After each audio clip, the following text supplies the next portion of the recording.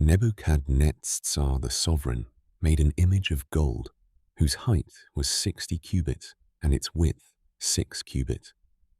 He set it up in the plain of Dura in the province of Babel. And sovereign Nebuchadnezzar sent word to gather together the viceroys, the nobles, and the governors, the counselors, the treasurers, the judges, the magistrates, and all the officials of the provinces, to come to the dedication of the image which sovereign Nebuchadnezzar had set up. Then the viceroys, the nobles, and the governors, the counselors, the treasurers, the judges, the magistrates, and all the officials of the provinces gathered together for the dedication of the image that sovereign Nebuchadnezzar had set up. And they stood before the image that Nebuchadnezzar had set up.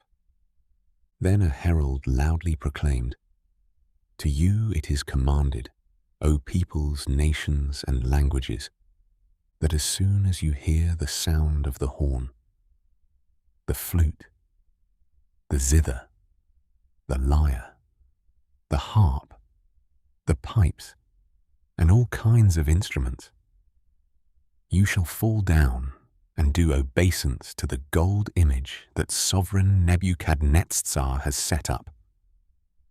And whoever does not fall down and do obeisance is immediately thrown into the midst of a burning furnace of fire." So as soon as all the people heard the sound of the horn, the flute, the zither, the lyre, the harp, all kinds of instruments, all the people, nations, and languages fell down and did obeisance to the gold image that sovereign Nebuchadnezzar had set up. Thereupon, at that time, certain Casdim came forward and accused the Yehudim. They spoke and said to sovereign Nebuchadnezzar, "O sovereign, live forever. You, O sovereign, have made a decree that everyone who hears the sound of the horn, the flute, the zither, the lyre, the harp, the pipes, and all kinds of instruments, shall fall down and do obeisance to the gold image, and whoever does not fall down and do obeisance is thrown into the midst of a burning furnace of fire. There are certain Yehudim whom you have set over the work of the province of Babel, Shadrach, Meshach, and Abednego. These men, O sovereign, pay no heed to you. They do not serve your Elohim, and they are not doing obeisance to the gold image which you have set up."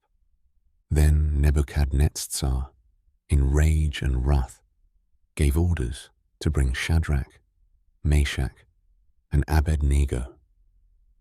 Then they brought these men before the sovereign.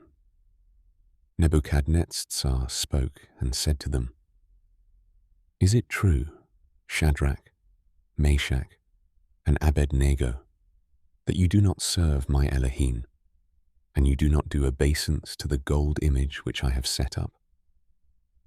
Now, if you are ready when you hear the sound of the horn, the flute, the zither, the lyre, the harp, the pipes, and all kinds of instruments, and you fall down and do obeisance to the image which I have made, good. But if you do not do obeisance, you are immediately thrown into the midst of a burning furnace of fire.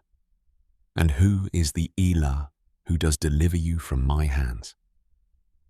Shadrach, Meshach, and Abednego answered and said to the sovereign, "O Nebuchadnezzar, we have no need to answer you in this matter. For if so, our Elah whom we serve is able to deliver us from the burning furnace of fire and from your hand, O sovereign. He does deliver.